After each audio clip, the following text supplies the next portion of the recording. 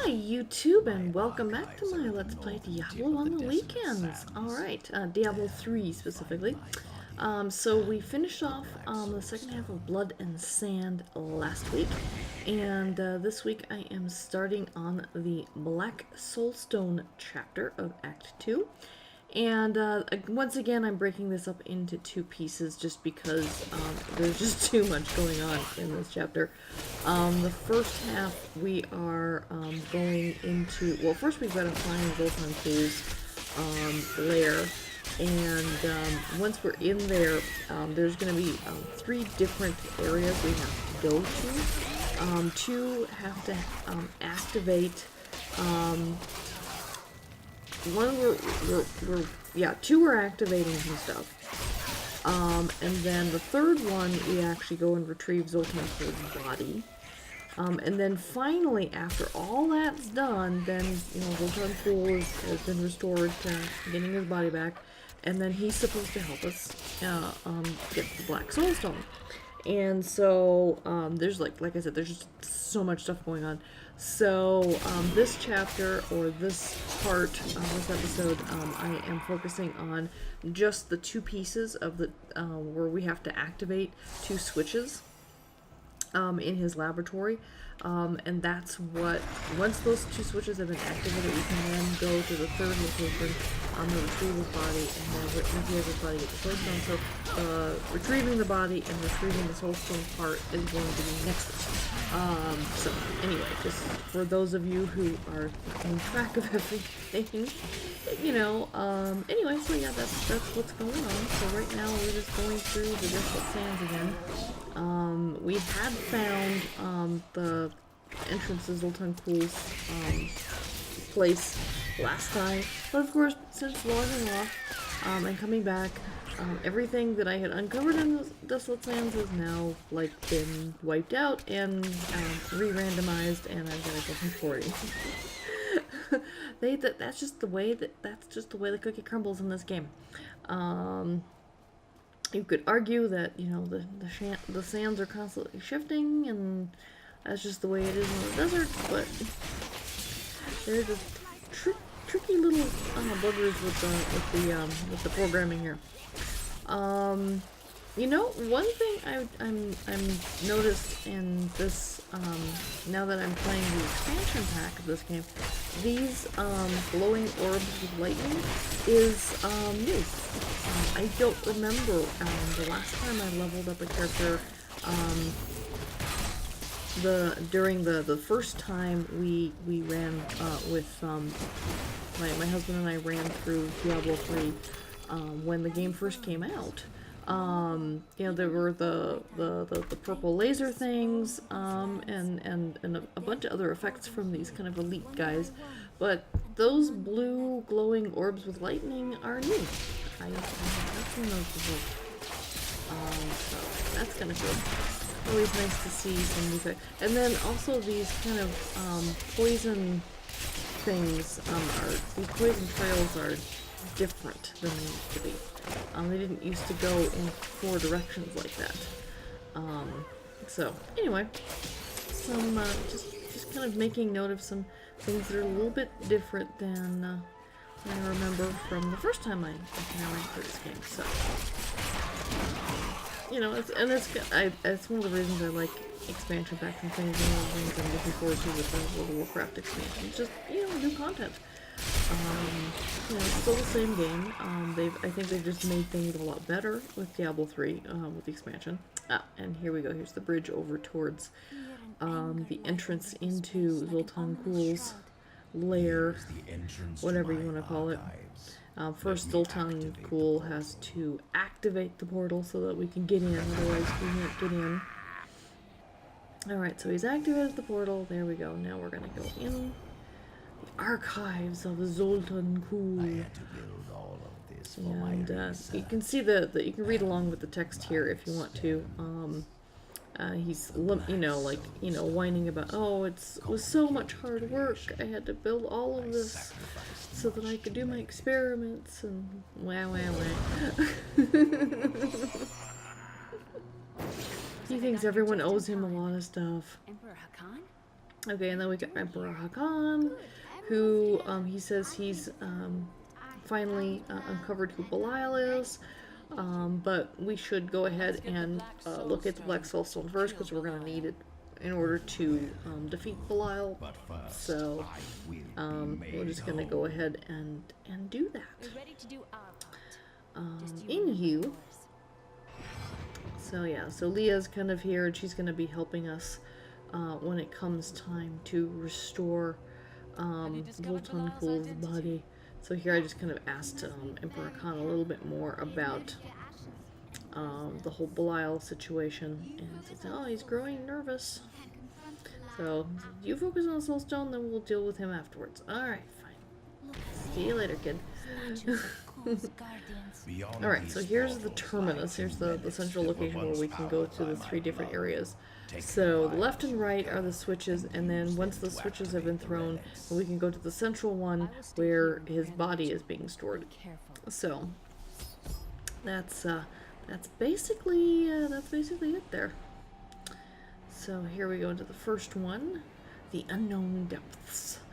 And it's got all sorts of like runic red glowing rock things that are just kind of floating in space, and these caverns, they're very unusual with and all these different ruins and things with things that float. And, yeah, the physics in this world work quite differently from the physics of our world. That's for sure. Alrighty, so through all this stuff, there's lots and lots of demons and monsters and things. And I think theoretically all of these things were left behind by the Haradrim in order to protect these spaces, to prevent the switches from being thrown, to prevent Zoltun Kulle's body from being uncovered, that kind of thing. So they were left behind as guardians, so to speak, to prevent Zoltun Kulle's return. And obviously, since the Haradrim went through such great lengths to prevent Zoltun Kulle from being brought back to life, theoretically, that means that he's probably a pretty down bad guy. And yet we're helping him. Could we defeat Belial and Esmodan without the Black Soulstone? That's arguable. I don't know. We no longer have Deckard Cain here to help guide us, and he may or may not have known more about this stuff. Right now we're relying primarily on Adria, Leah's mom, on information, and she has been missing, presumed dead, for over a decade or two at this point. Leah was just a small child when Adria disappeared and handed over, and Deckard Cain took custody of raising Leah. So, really, the reliability of information here from somebody that we don't know very well, let's just say it's suspect. The secret of the Soulstones once. At any rate, yeah, so there's lots of demons and things, and then there was that one ring that I just destroyed, and you'll see more of those going on. If you don't destroy them, they just keep spitting out enemies indefinitely. They don't stop, so you kind of destroy those so that they can stop spitting out whatever the heck the creatures are that they're spitting out at you. You can have a endless supply of them being constantly, thrown at you. Alrighty. Hopefully getting close to finding the first switch at this point. I just kind of keep going in one direction until I can't go there anymore, and then oh, there's one of those rings I mentioned. I'm going to destroy that before it keeps sending too many enemies after me. It takes a bit to take it out too, as you can see. But yeah, so yeah, that's basically my strategy in these kind of catacombs or whatever the heck they are. Keep going in one direction as far as I can, and then, you know, if I can, I'll change direction at that point. So here I'm at the end of this one, and now I can kind of go, I guess left to right on my current location, where I get rid of these monsters.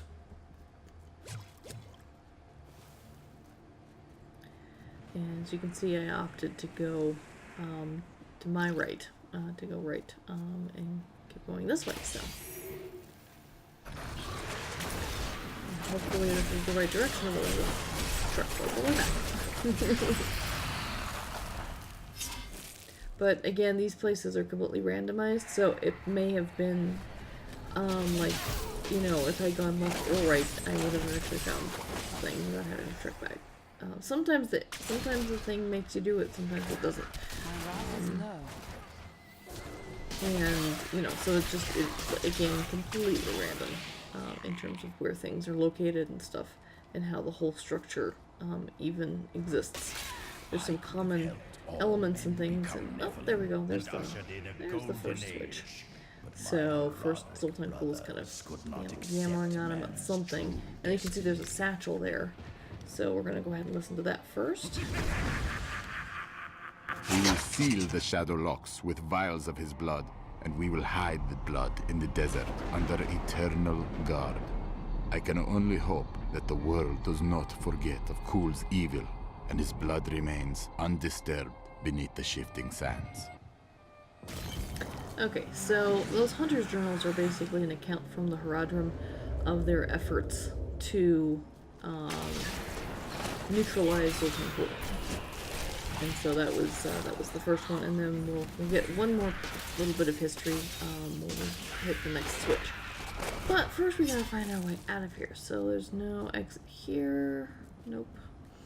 So we'll go again. It's random, and depending on which staircase you choose, you may or may not find the exit. Nope, nothing there. Nope, there's a chest. Never know, sometimes there's some valuable stuff in there. And then we just keep moving on. And this stupid thing out. And there we go, there's the exit. Back to Terminus, and now we've got to go back to the, to find the next switch.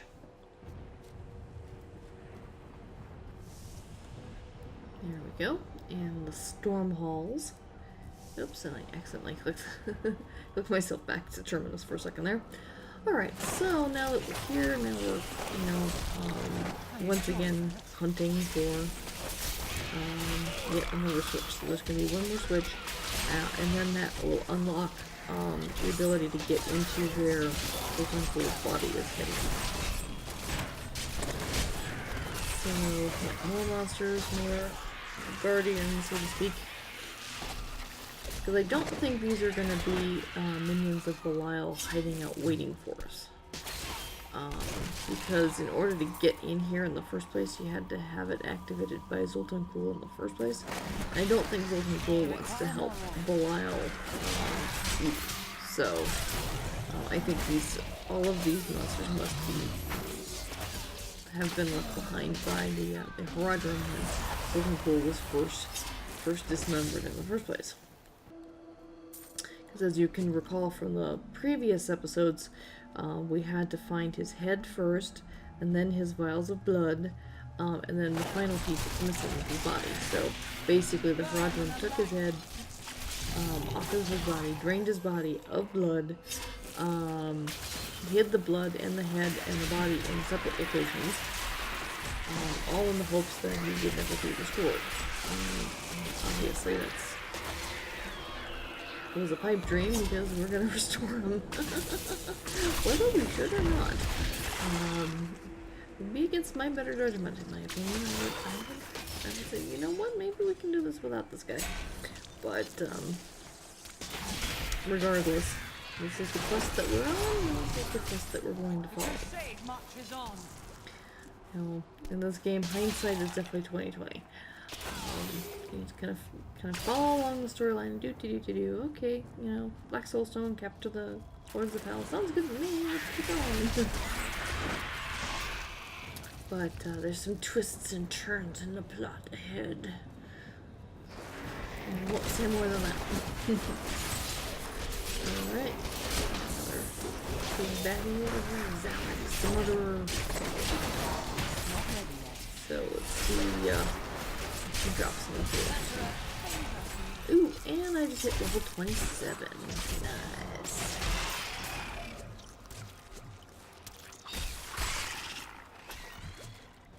Yep, kind of leveling up quite nicely.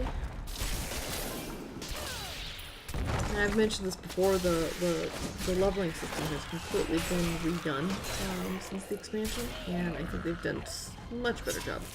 Because the first time I played Diablo 3, before they did the changes and everything,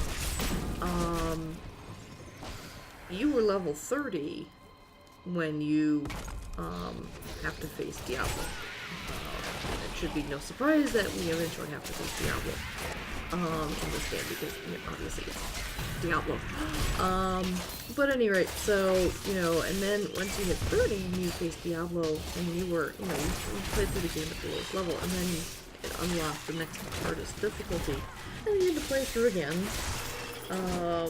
and defeat Diablo, and then it would unlock the next difficulty level, and and each time it would take longer. So the first time you hit level 30 when you faced him, the next time I think you were level 40 or something, whatever. So yeah, it wasn't the best leveling system, and I think they've really improved it a lot since then. Alright, so here's the second switch. And there's going to be another Hunter's Journal that we'll be discussing in a moment. Try as we might, Kulle simply cannot be killed. His cursed blood sustains him. He bleeds sand and his laughter mocks us. There is only one course of action left to us. We will separate his body and his head, and hide the body within the Shadow Realm. Okay, so that should be like the last of the Fragment history on Zoltun Kulle. And just to give you an idea of how bad that was. But anywho, alright, so I'm going to be wrapping this up pretty shortly, and then next week we'll get part 2 of the Black Soulstone, of us going after Zoltun Kulle's body, and then having his help to get the Black Soulstone into our possession. So, I hope you are enjoying these videos. If you are still listening, thank you very much. If you are enjoying them, please give them a thumbs up, please share, and if you haven't subscribed yet, I would really greatly appreciate a subscription. I appreciate everyone who subscribes to my videos, and thank you so much for watching. And I'm just gonna wish you a good week. Until next time, take care. Bye-bye.